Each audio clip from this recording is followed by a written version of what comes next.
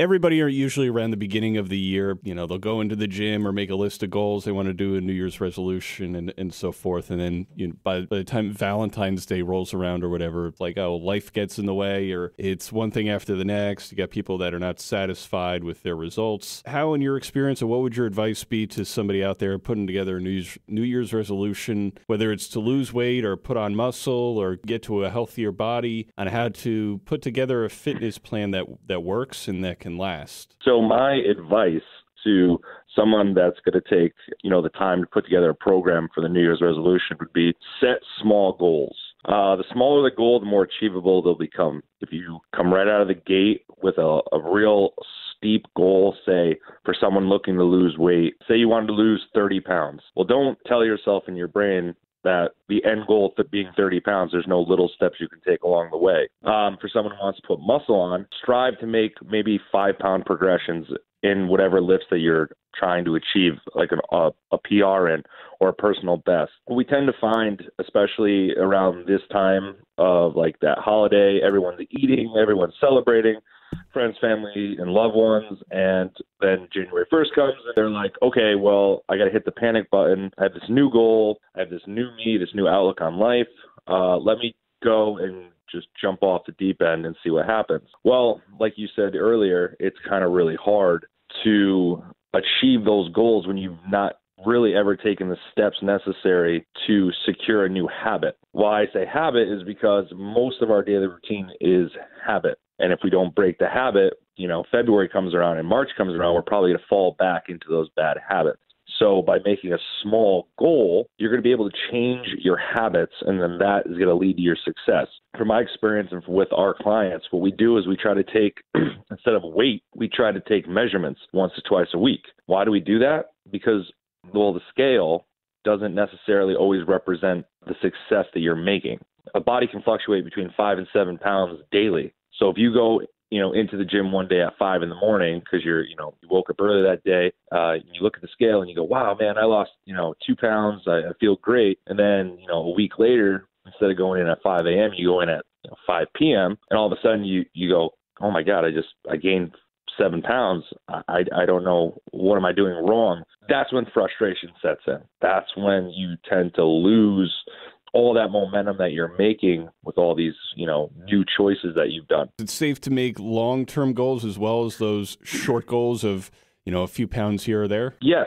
So what you want to do is when you set up your plan is you have your end result. You have that number in your mind that you want to reach, or the physique type you want to look like, or the max, press that you want to press. But what you want to know is that you have to make those little steps to get to the end result. A lot of people, and we see this all the time, just go to the end. They say, okay, well, in my brain, I have 4 months to hit 30 pounds. Well, that might be steep. Do you know your body? Do you understand your body? Are all the functions of your body working properly? Or is that just a goal that's going to frustrate you and you're going to end up resulting back to the bad habits?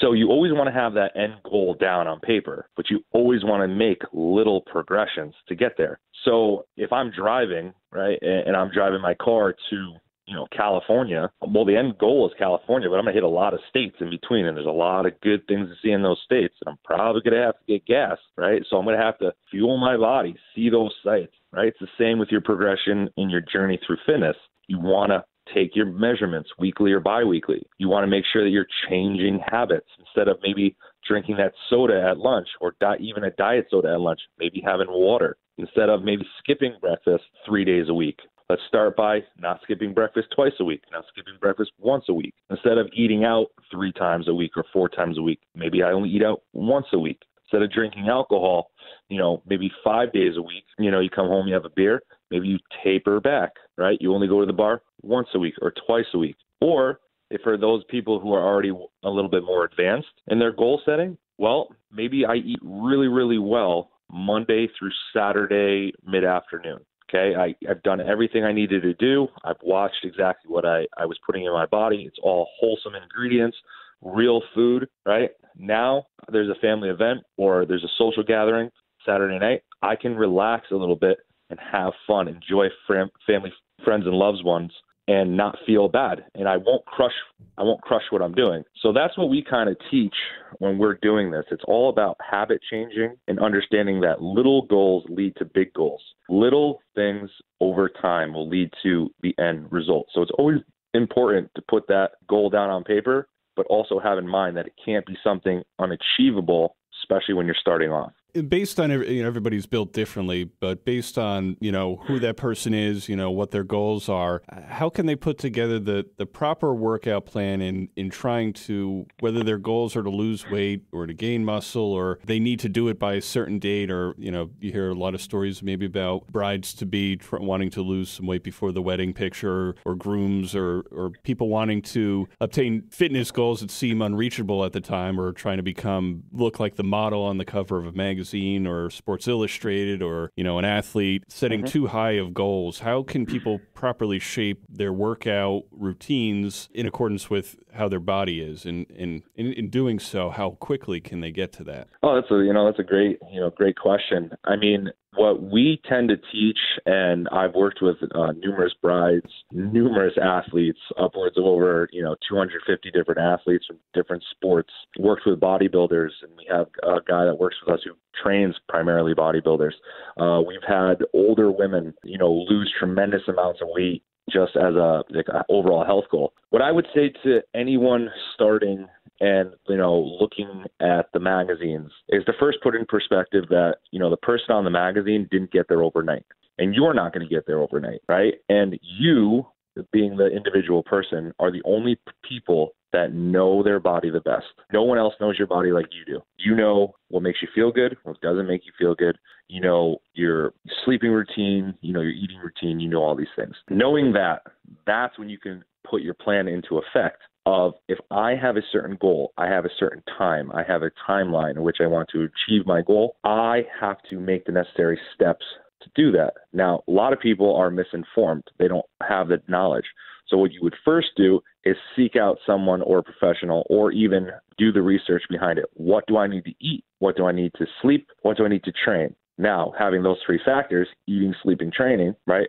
Now you're able to say, okay, well, I know that 80% of this goal is going to be eating. And that's in any person's goal, whether it's to build muscle, lose weight, change their body composition, to help them with any type of ailment they may have. It all stems from food. So 80% to 85% of this whole goal is going to be food related. So what I want to start with is looking for whole ingredient foods. I want to stay away from preservatives. I want to stay away from added sugars. I want to stay away from sugar loaded foods. I want to stay away from the manipulation of the food industry that says, eat these things, they are good. Well, if they have a lot of ingredients that you can't pronounce, it's probably not going to help you. So you want to look for whole foods. There's your step number one. Step number two, sleep. Sleep is so important. This goes for everybody. We, as an American society, don't sleep enough. We are so focused on making sure that we have food on the table for our families that we work crazy hours. We're always up. We have a lot of stimulants at night, whether it's our cell phones, Netflix, our TVs, our computers. We're always up. We're always stimulated. So we're not getting good quality sleep. We need at least 6 to 8 hours of sleep. That is going to help burn fat. That's going to help us feel rejuvenated. It's going to help us the next day when we're going to eat our food and train, right? And we're going to go onward with our goal. The third one is with our process and understanding what we are going to do in the gym. If I'm a sedentary person and I haven't, done much besides I go to work in the morning, I brush my teeth, I get in the car, I drink my coffee, I go, and then I come home and I sit on the couch and I watch, my shows, and then I go to bed and I repeat. I wouldn't want to go right into the gym and be like, okay, I'm going to start doing presses, squats, deadlifts. I'm going to jump into 75, different classes, and I'm going to go crazy, because you're going to burn yourself out and you most likely will get hurt. You probably want to assess, right? And for those, that's a steep, someone who's that sedentary, but a lot of us don't take advantage of activity as much as we should now. So can you do a bodyweight squat? Can you do one pull-up? Can you do a push-up? Right there, those three exercises are full body exercises, basically. If done correctly, A full body weight squat is going to engage your legs, your core, your upper body, right? A push-up is going to engage your legs, your core, your upper body, right? Because you don't want to have your hips down. You want your back perfectly flat. And a pull-up, right? Not so much legs, but your legs are going to be hanging there. Do you know where to position your legs? Do you know to keep them down, keep your spine erect, right? You pull up all the way. So if you could do those 3 body weight movements, pull-up, squat, and a push-up, then I would progress. Now, you can make a whole routine out of those 3 exercises and branch off from those, whether it's going to be a single leg squat, a lunge, a push-up with a clap, a push-up with a torso twist, all different types of things, pull-ups, wide, underhand, a chin-up, right? That's several different exercises right there that you can achieve by going to the gym that are going to tax your body.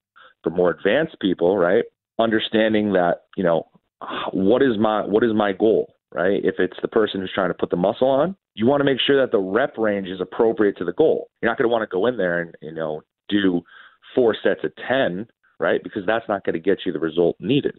If I'm going to go do a workout for burning fat, right, I probably want to keep my rep range between, 8 and 10, depending on the goal.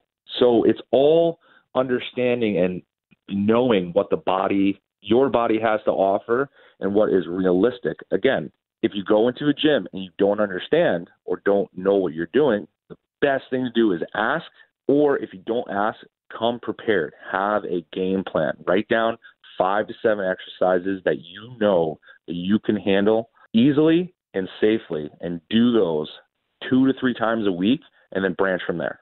That would be my best advice for people just starting off. In terms of the mental approach, obviously, that's an important part of it, but in resisting temptation, going back to your point about diets, and then, of course, the mental aspect of being in a gym setting, working with a trainer, going back to the gym or going to a gym for the first time and working out, and then seeing everybody else's progression, everybody being on different levels, and seeing, I want to be like this guy or that girl. And how do you control or have a good mindset in staying focused on your goals and your body and not necessarily worrying about what other people are doing? That probably is the hardest thing. I had worked in personal training for several years and worked with a lot of people that had that same mindset. And the mind is so unbelievably important in all of this. What we tend to think is that when we're going back to a gym or back to a new routine, or a lot of us are shy. Believe it or not, a lot of us are shy. And I know there's a lot of confident people that walk around and go in, they can make friends. But when you are setting a new goal, or it's a new body composition goal, maybe you're not feeling 100% about the way that you look and how you feel, it's very intimidating to go into a public gym. You have every walk of life.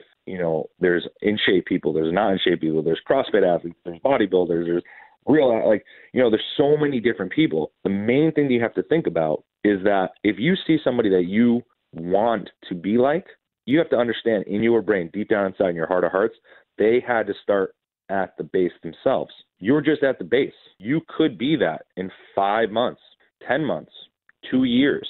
But if you don't take the necessary steps and the progressions, you're not going to get there. You're going to fall victim of, oh my God, it's been 2 weeks and I don't look like that. Well, again, that goes back to our goal, right? That's not physically achievable in 2 weeks. But if you think about it from a different perspective of, I'm going to get there. I'm going to look like that. I'm doing everything possible to achieve that. Now your mental mindset has changed. That's going to keep you motivated. That's going to say, okay, well, I can wake up every day and do what's necessary to do it. Also, what happens is a lot of us tend to think that the other people in the gym are looking at us. You think about it. We're in a gym where most of the time it's a box setup. It's a huge box, right? Yeah, there's windows and there's mirrors here and there, but it's a giant box. So if I've just done you work out, so you understand. So like you just did a heavy set or like rows or something, and I'm tired. I'm just, looking, I'm breathing, but I look in a general direction. If I feel self-conscious about the way that I am, maybe I'm doing the elliptical or I'm doing an exercise that maybe I don't feel I'm doing properly. You see me looking, I might be thinking about, I don't even know, like, how am I going to do the next set of, 8 reps? But you in your brain conceptualize it as, why is he looking at me? What am I doing wrong? And then all that, that self-doubt jumps right back into your head of, oh my God, now I feel uncomfortable. I don't understand why. Like, am I doing something wrong? Is it the way that I look? Am I not working hard enough? We tend to just see things and we manipulate our brains to think what our fears are. Once we conquer the fears of everybody's in this together, fitness is a community, fitness is a family. Everybody who's in that place has a similar goal, similar to yours. Mm-hmm.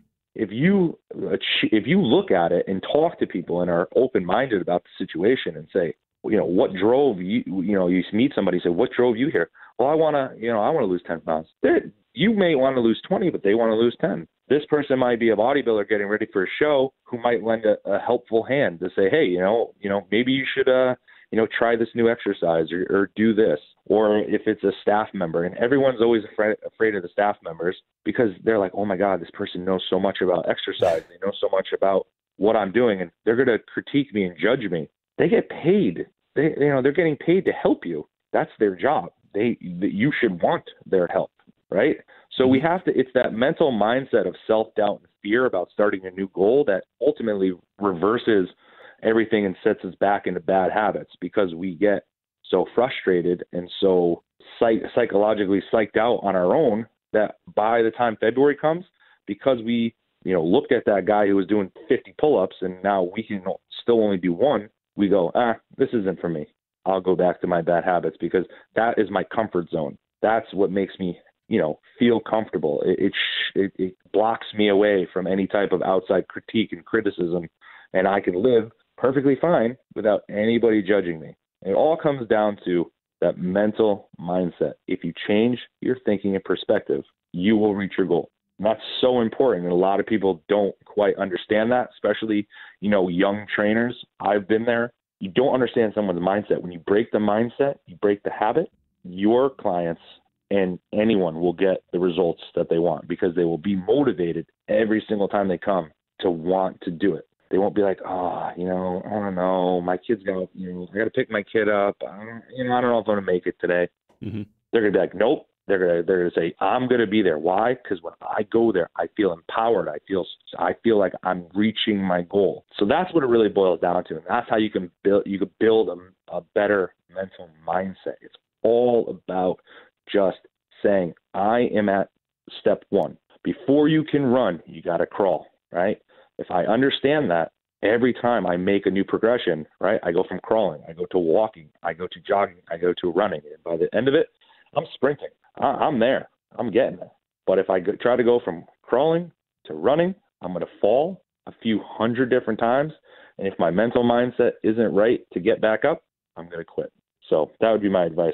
Pete, before I let you go on this story here, any final pieces of advice? I know we've talked about a lot, in terms of diet, exercise, building a routine here, but any final other pieces of advice you have for people looking to start off the new year in the right way? Yeah, my advice to all the people that are looking to get a new goal, a new perspective, a new body, whatever the goal may be, would be surround yourself with like-minded people. Surround yourself with people who are going to have similar goals in mind. Don't try to go very rogue by yourself. It's very hard to put yourself in a situation which requires a lot of time, attention, and energy with a lot of people who are not like-minded and are going to drag you in the opposite direction. I find that that's so hard when, you're going to try to make the best of this new beginning and everyone around you is still stuck in the old ways. What I would say and suggest is that if you're comfortable in that situation, I would start with maybe getting into some classes, surround yourself with people with similar goals to keep you motivated, have outlets to talk to, find people, make friends, talk to people within your family and community groups that maybe have a likewise goal, maybe team up. If you're an individual person, right, and you don't really, socialize a lot, I would say look to, forums and websites and blogs and people who inspire you, whether it's an athlete or a motivational speaker or someone, I don't even know, someone who's changing the world. If they motivate you and they can keep you on track, find ways to, watch their content, listen to them, talk to people, listen to their stories, understand that we're all in this together. If you do those little things, that will be your biggest gift moving forward, because you'll be so much more open-minded about fitness. You'll be more willing to try things. You'll understand that you're at the base. From the base, you'll set your routine. When you set your routine, you'll understand your body. When you understand your body, and it'll lead into everything that we talked about previously. You will be successful. But if you're closed-minded and shut off, you'll never reach it, because you'll always find a way to go back into your comfort zone. So that would be my advice. Excellent. And thanks for taking out some time this morning, Pete, to give all this great advice and help people get the new year started off in the right direction and take baby steps, in an effort to get to their ultimate goal there and getting in the best physical shape that they possibly can. Yes, absolutely. Thanks, Ben. I really appreciate it. And like you said, baby steps. Once you understand that you can reach your goal and achieve it, you'll get there.